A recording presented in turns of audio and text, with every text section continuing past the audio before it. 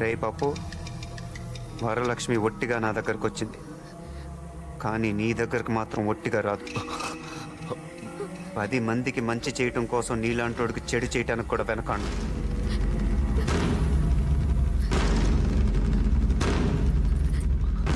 బాబా hello, ఇంకా నేను ఆగలేను. వాడి తల తీసుకొస్తా. రే ఆగరా, వాడు మనకి దొరకడం సంగతి అలా ఉంచు. నువ్వు గనక వాడికి దొరికిపోతే మొత్తానికే ప్రమాదం. వద్దు బాబా, నేను జైలు నుంచి వచ్చింది నీ కళ్ళలో భయం చూడ్డానికి కాదు, ఆనందం చూడ్డానికి. నేను వెళ్తాను. రే బావ జాగ్రత్త. అలాగే, నువ్వు జాగ్రత్త. ఇందాక ఫోన్లో పప్పుతో ఏమన్నావు? మర్యాదగా కోర్టులో లొంగిపోమన్నాను. తర్వాత ఇంకేమన్నాను? అంతే కదా. లేదు లేదు, తర్వాత. ఓహో, అదే నీ సరదా. ఒప్పుకోపోతే వరలక్ష్మి ఒట్టిగా రాదన్నాను. అంటే 6వ క్లాస్ పాస్ అయ్యావు, ఆ మాత్రం తెలీదా? ఇదే మాట 6వ క్లాస్ పాస్ అయ్యావు, ఇది వరకు ఎప్పుడూ అన్నావు.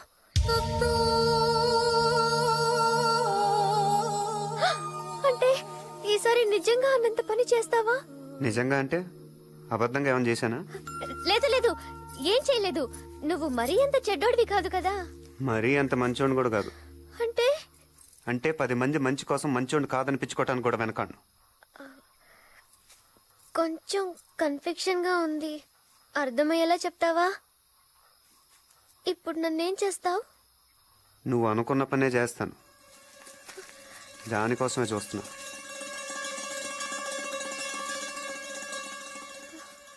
పప్పు దగ్గరికి వెళ్తావా?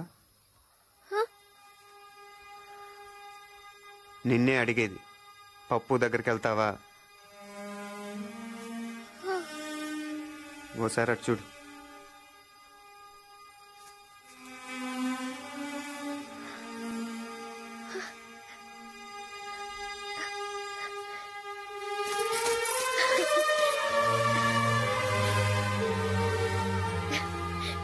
నాకు ముందు నుంచి అనుమానంగానే ఉంది నువ్వు మంచోడివేనని. నన్ను కూడా ఏం చేయకుండానే వదిలేస్తున్నావు. ఆయనతో చెప్పి నిన్నేం అనొద్దంటానులే. మరైతే వెళ్ళిరానా? జాగ్రత్త. మీ ఫ్రెండ్స్ అందరినీ అడిగానని చెప్పు. ఇప్పటికైనా ఒప్పుకుంటావా ప్రేమ ఎంత గొప్పదో? ఏదో చెప్తుంటావు, ప్రేమ, దోమ, వంకాయ ఇవేగా. చూసావా దాని పవర్ ఏంటో? నీలాంటోని సైతం మార్చేస్తుంది. అయినా అసలు నువ్వు ప్రేమ అనేదే లేదంటావు కదా. ఒప్పుకుంటున్నాను వరలక్ష్మి, ప్రేమ అనేది ఉంది, మరెక్కడో లేదు, ఇక్కడే నిలువెత్తు రూపంలో నీలోనే కనిపిస్తుంది. నీ ప్రేమను చూసి అందరూ గర్వపడాలి వరలక్ష్మి, జాలి పడకూడదు. పప్పు యాదవ్ ఒక గూండా, ఒక రౌడీ. ఇవాళ అతను చేసే తప్పులకు అతను ఒక్కడే బాధ్యుడు. రేపు అతను చేసుకుంటే నువ్వు కూడా భాగం పంచుకోవాల్సి వస్తుంది. నీలాంటి అమాయకులు ఆ గుండాలకు బలైపోయినా మా లక్ష్యం నెరవేరినట్టే. ఒక్కసారి ఆలోచించి వరలక్ష్మి, కావాలంటే మీ ఊళ్ళో మీ బామ్మ దగ్గర నేను వదిలిపెడతాను. గోదావరి దాటొచ్చిందండి, గోదావరి అంత లోతుగా ఆలోచించు.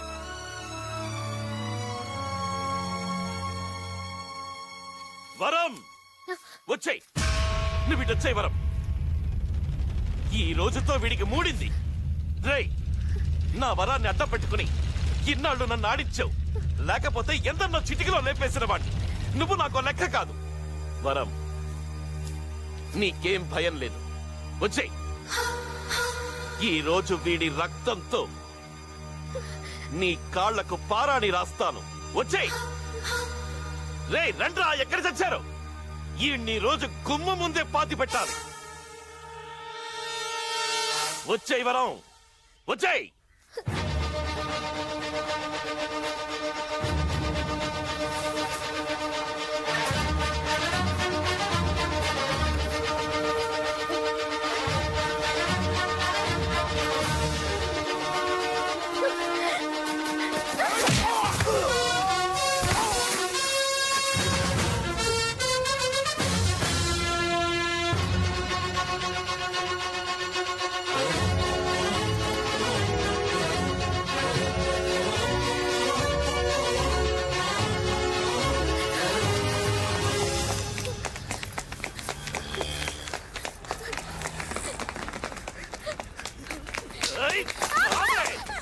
చచ్చిపోతావు.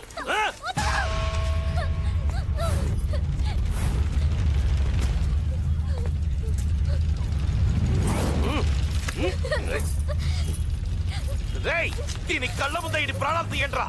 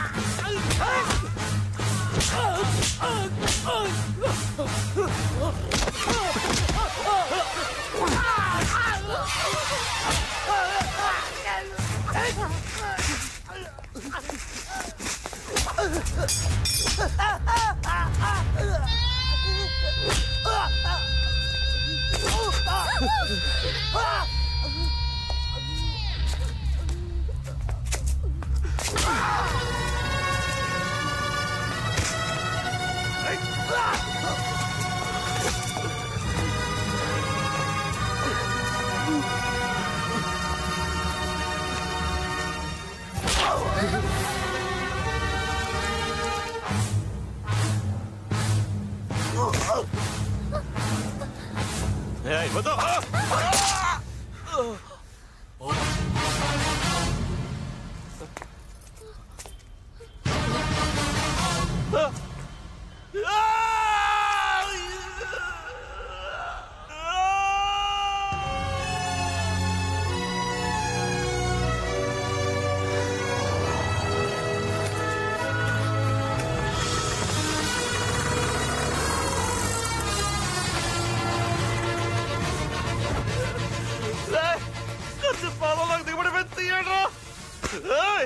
కత్తి రోడ్లోకి దిగుడిపోయింది. లాగండ్రా.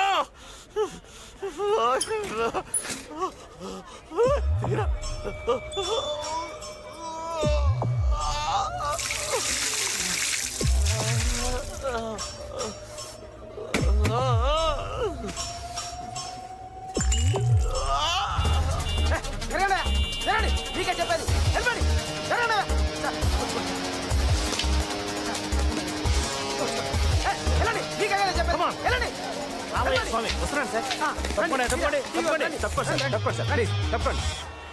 హలో ప్రతిభ, ప్రతిభ, ప్రతిభ వినిపిస్తుందా నీకు?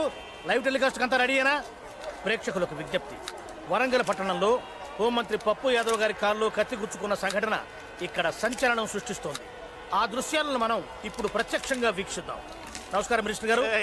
ప్రత్యక్ష ప్రసారమా? అవును సార్. ఇదేమన్నా ఫ్లైఓవర్ ఓపెనింగ్? ఎందుకు లైవ్ కవరేజ్? సరేవారు సార్, మీరు ఇప్పుడు ఆ దృశ్యాలు మనం ప్రత్యక్షంగా చూడబోతున్నాం. ప్రతిమ హోమ్ మినిస్టర్ గారి కారులో కత్తి గుచ్చుకోవడం వల్ల ఈ ప్రాంతం అంతా కూడా రక్తంతో తడిచిపోయింది. ఇప్పుడు హోమ్ మినిస్టర్ ఇచ్చుకున్న కత్తిని మనం స్పష్టంగా చూద్దాం. కెమెరా కత్తి మీద పెట్టవయ్యా. ఇది మోకాలయ్య స్వామి. హోమ్ మినిస్టర్ గారు ఆర్తనాదం, హోమ్ మినిస్టర్ గారు ఆర్తనాదం చేస్తున్నారు, బాధతో విలవెల్లాడిపోతున్నారు. ఇప్పుడు ఈ సంఘటన మీద ప్రజా స్పందన ఏమిటో మనం తెలుసుకుందాం. రాష్ట్రంలో లా అండ్ ఆర్డర్ పరిస్థితి ఎలా ఉందో మంత్రి గారి కాలు చూస్తేనే తెలుస్తుంది. కలియుగంలో ధర్మం ఒంటి పాద మీద నడుస్తుందని చెప్తారు, కానీ ఇక్కడ పరిస్థితి చూస్తుంటే నిజంగా ఒంటి కాలు మీద నడుస్తున్నట్టుంది. సిద్ధార్థ అమ్మాయిని తీసుకొని పారిపోతున్నాడండి. అప్పుడు అటో 10 మంది ఇటో 10 మంది రౌడీ వ్యవహారాలు వచ్చారండి. ఇంకేముందండి, బాగా కుమ్మి పడేశాడండి. మరి ఈయన రౌడీయే కదండి. మంత్రి గారు ఫేస్ క్లోజ్, ఫేస్ క్లోజ్. ఆ అమ్మాయిని తీసుకొని ఈయన పారిపోతున్నాడండి. అప్పుడు ఆయన ఊరుకుంటాడా, ఒక కత్తి అందుకొని కసిక్కన పాదంలో దిగేశాడండి. కాలు క్లోజ్ పెట్టు. నిజంగా కత్తిల పాదంలో దిగటం లైఫ్ లో ఫస్ట్ టైం చూస్తున్నానండి. ఇది నా అదృష్టంగా భావిస్తున్నాను. ఇతను క్లోజ్ పెట్టు, ఇతను క్లోజ్ పెట్టు. అంబులెన్స్ లో వైద్య బృందం వస్తున్నది. వారు ఇప్పుడు మంత్రి గారిని పరీక్ష చేసి మంత్రి గారి కాల్లో గుచ్చుకున్న కత్తి తీసేస్తారో కాలే తీసేస్తారో బ్రేక్ తర్వాత. తప్పకుండా తప్పకండి, డాక్టర్లు కొంచెం చోటివ్వండి. తప్పకండి. కత్తి లోతుగా దిగినట్టుంది. డాక్టర్లు ఇప్పుడు మంత్రి గారి కాళ్ళను శుద్ధి చేస్తున్నారు.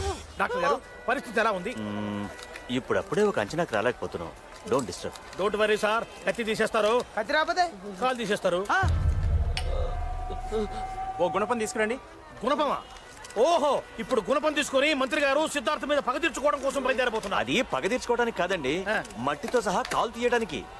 ఓహో, ప్రతిమ ఇక్కడ ఒక చారిత్రాత్మక సంఘటన చోటు చేసుకోబోతున్నది. ఇప్పటి వరకు మనకు వరంగల్ అంటే కేవలం కాకతీయులు మాత్రమే గుర్తొచ్చేవారు. కానీ ఇక నుంచి గోన గన్నారెడ్డి వారసుడైనటువంటి సిద్ధార్థతో పాటుగా ఇప్పుడు మొత్తం మట్టి గడ్డతో పాటు ప్రకటించబడబోతున్నటువంటి హోంమంత్రి పప్పు యాదవ్ గారి కాలు కూడా చరిత్రలో చోటు చేసుకోబోతున్నది.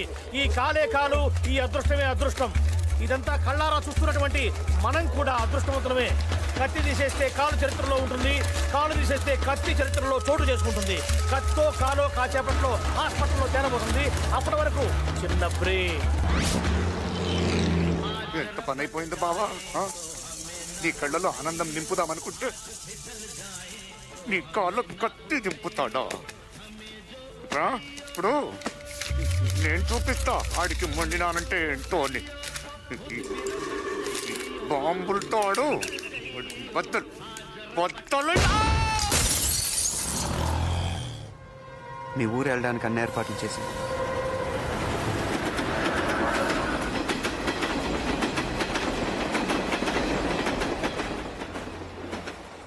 పప్పు యాదవ్కి ఇప్పుడు దాకా నేను ఒక్కని శత్రువుని. ఇప్పుడు నువ్వు కూడా. అయినా నువ్వు మీ ఊరు చేరేలోగానే వాడిని కోటుగుమ్మ ఎక్కిస్తాను. మీ బామ్మని అడిగానని చెప్పు. గోదావరి దాటి ఇంత దూరం వచ్చావు. ఈసారి 7వ తరగతి కూడా దాటి.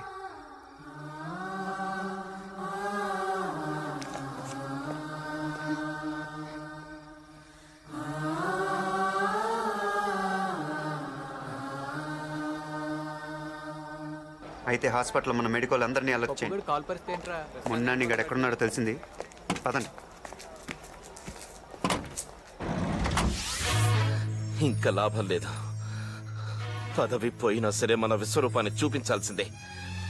రేయ్, బామ్మరిది మొండినాని గాని పిలవంట్రా. పిలవకుండానే వచ్చింది సార్. ఏడి ఎక్కడా? రే బామర్ది, కింద ఫ్లోర్ లోనే ఉన్నాడు, సేమ్ రూమ్ లో. ఆ సిద్ధార్థం చంపనికే తయారు చేసిన బాంబు ఆన్ చేతిలోనే పేలింది. అంతేకాదు, సిద్ధార్థ కేసు చూస్తున్న సిబిఐకి దొరికిపోయిండు. రేపు సిద్ధార్థ కోర్టులో లొంగిపోతుండని పీపీ ఫోన్ చేసిండు. అంటే ఆ మొండినాన్ని సిబిఐకి అప్రూవర్ గా మారి ఉన్నదంతా చెప్పేస్తారా? చచ్చా, వాడు అలా చెయ్యడ్రా. సృహలోకి వచ్చాక చస్తానని భయపడి ఒకవేళ సిబిఐకు నిజం చెప్తే ఇప్పుడు ఆసుపత్రిలో ఉన్న మీరు రేపు చెర్లాపల్లి జైల్లో ఉంటారు. అంతా మన కంట్రోల్లో ఉంది. డాక్టర్లు మెడికోలు మనోళ్ళే కదా. మార్చరీ ఎక్కడ? మార్చరీ ఎందుకు? వాడు ఇంకా చావలేదుగా. మార్చరీ ఎక్కడ? అటువైపు ఉంది.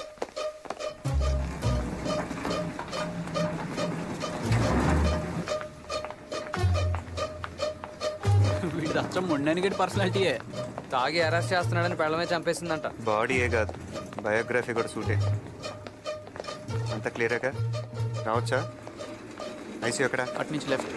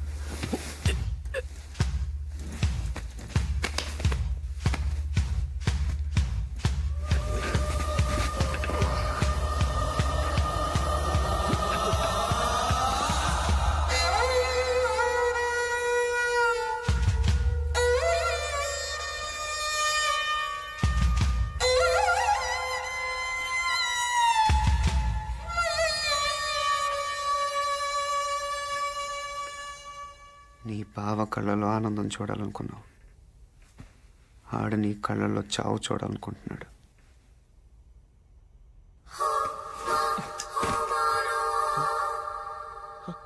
రండి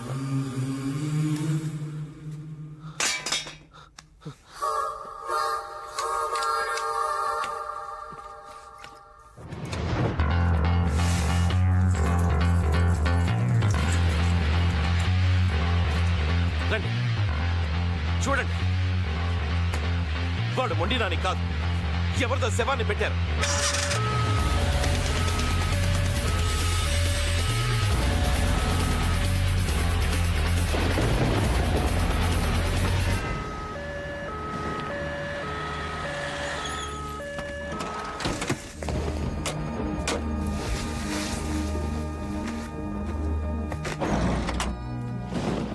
వరలక్ష్మి వెళ్ళిపోయింటుందంటావా? ట్రైన్ బయలుదేరే ముందు మన వాళ్ళు ఫోన్ చేస్తా అన్నారు. వర్షం పడుతోంది, ట్రైన్ లేటో ఏమో.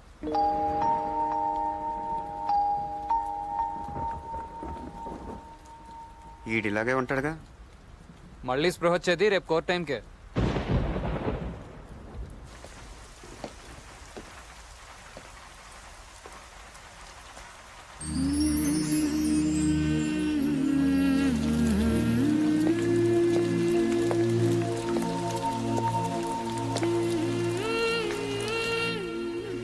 ప్రేమ లేదు, దోమ లేదు, ఒట్టి వంకాయ.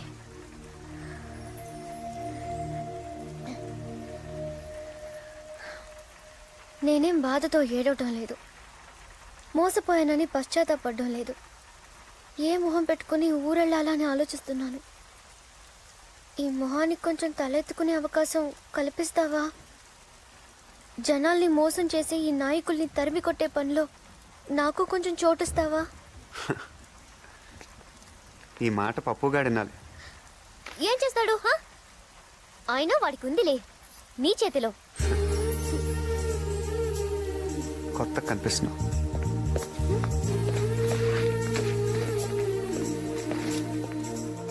పదా